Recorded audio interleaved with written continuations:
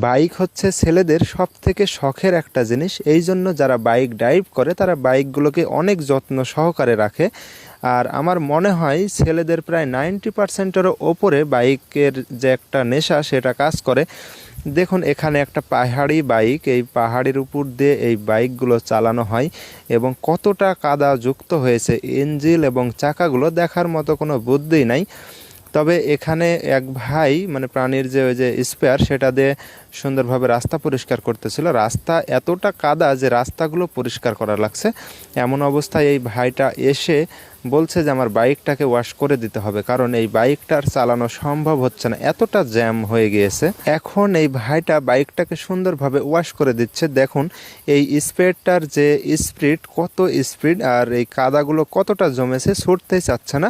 তারপরেও এই স্পেয়ার দিয়ে সুন্দরভাবে এই কাদাগুলোকে পরিষ্কার করে দিচ্ছে। ইঞ্জিলগুলো তো একদম ঢেকেই আছে, সেগুলোকে সুন্দরভাবে পরিষ্কার করে দিচ্ছে। তারপরে এই বাইকটা হয়তো বা একটু ফ্রি হতে পারে। আর একটা বিষয়, এই ভাইটা বাইকটাকে যেভাবে ড্রাইভ করে এসেছে এটা একমাত্র পাহাড়ি এলাকাতেই সম্ভব। কারণ কিসের জন্য বলছি, তারা এই বাইকের চাকাতে সুন্দরভাবে শিকল পেঁচায় নাই, যাতে করে বাইকের চাকাতে আরও এক্সট্রা বিট ধরে।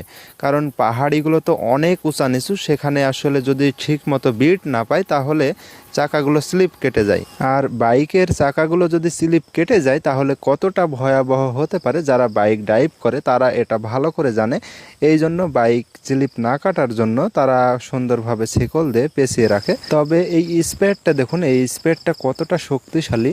এই বাইকের যে কাদা জমে আছে দেখতেই পাচ্ছেন যে কতটা ভয়াবহ কাদা।